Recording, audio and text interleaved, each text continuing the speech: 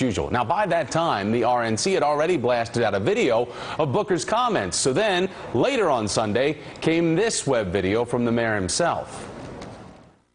Let me be clear. Mitt Romney has made his business record a centerpiece of his campaign. He's talked about himself as a job creator, and therefore it is reasonable, and in fact I encourage it, for the Obama campaign to examine that record and to discuss it. I have no problem with that. All right, so let's bring in our political power panel this morning. Reed Wilson, editor-in-chief of the National Journal's Hotline. We also have Democratic strategist Margie Omero and MSNBC contributor Robert Trainum, former advisor to the Bush-Cheney campaign in '04. It's great to see all three of you. It's really interesting to see the mayor then take to his office to record his own one-on-one meet the press, so to speak. Margie, I want to ask you, how much was the Obama campaign involved in Mayor Booker's decision to backtrack this, basically fix this? Well, I start off by saying I'm a New Jersey native and Cory Booker super fan.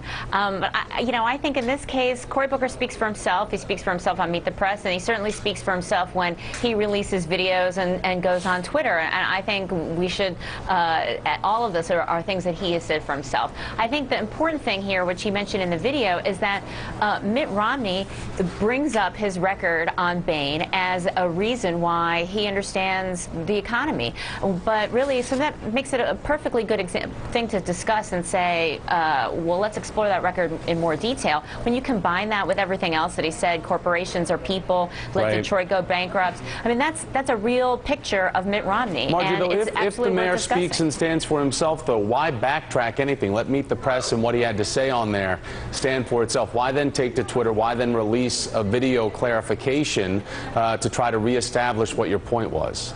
Well, as a surrogate, he wants to be helpful to the president, and I guess, you'd have to ask him. I guess he thought that would be helpful, in addition to having the time that and the opportunity that a YouTube video plus the follow-up tweets would provide. They didn't waste a lot of time trying to really pull this one together. Robert, Cory Booker is the second Obama guy kind of to slam the campaign's attacks on Bain. First, it was the president's former car czar, Steve Ratner, on Morning Joe.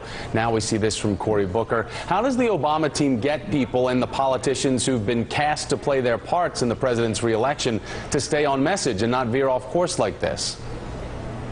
Well, Thomas, first and foremost, isn't it refreshing that a person out there who's actually a public official is actually speaking his mind and telling the truth? I think that's refreshing, number one. But number two, we also have to remember here that surrogates are just that.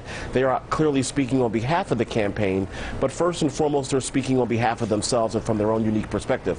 Cory Booker is a moderate Democrat. He is someone that clearly is representing a city that's going through a lot of issues right now. And so I applaud him for speaking his mind and clearly, frankly, for speaking the truth. Here's the unfortunate truth about Bain Capital that a lot of folks simply do not know. The Obama campaign likes to bring out that ad in terms of a lot of people being laid off and so forth. What we need to realize here is that when that company was laid off, Mitt Romney actually left Bain Capital by then, and actually an Obama super supporter or a big contributor was actually running Bain Capital at that time. So I think we need to clarify some of the remarks out there. All right, so let's take a look, though, because as all of this is being discussed, this Monday morning, the Obama campaign has released a brand new Bain video. As you bring up, it's on the web today. This time it focuses on this Indiana company that had dealings with Bain. Let's take a look, show everybody. We were a nice, strong, healthy company. We were making money, and for them to just come out from nowhere and shut the place down, it was devastating. Took our benefits.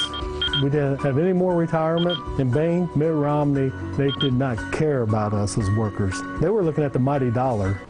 Now, again, Bain was not about building job growth unless it was to be profitable in certain places. And in other areas where it wasn't, they would make those cuts. So the question is whether Bain is fair game. So, Reed, do you agree with Cory Booker's new position that Romney can be targeted over Bain since he's made job creation this centerpiece of his campaign and that he can fix this country's problems? Well, it's clear the Obama campaign is going to try to do that. I mean, this has been the central thrust of their argument that Mitt Romney is a vulture capitalist. Let me tell you, Democrats behind the scenes have these same kinds of advertisements set for a whole bunch of different states. We've already seen it come out from about a company in Missouri, now a company in Indiana. They've got other examples from South Carolina, from several other places. With a venture capital firm, they're going to be involved in a lot of enterprises around the country.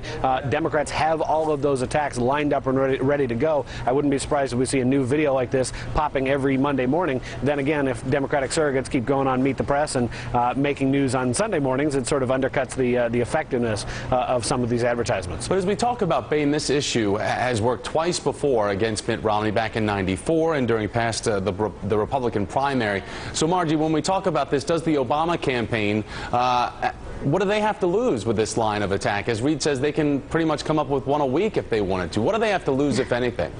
Well, I mean, Mitt Romney is the one who brings this up. I mean, he brings up his Bain experience as a sign that he understands job growth. So it's very much worth discussing. It's when people are hurting around the country, and signs that Mitt Romney, both in his past and currently, has difficulty understanding the struggles that people face. And these ads just illustrate that. I mean, I also want to mention something that Robert touched on earlier. Mitt Romney uses jobs created at some of these companies after he left. He counts that as jobs that he helped create. So I think it's if he uses this math of any company that he worked on while he was at Bain. So I think it's fair game to to talk about the job losses when he was in charge and immediately after. Our political power panel for Thomas, this Monday. can I respond to that? Robert, I got to jump. I'm going to be in real trouble with my EP, so no. But I appreciate you wanting to, but I'm going to get yelled at. Robert Traynham, Margie Omero, Reid Wilson, thank you all so much. I appreciate it. Still ahead, the agenda this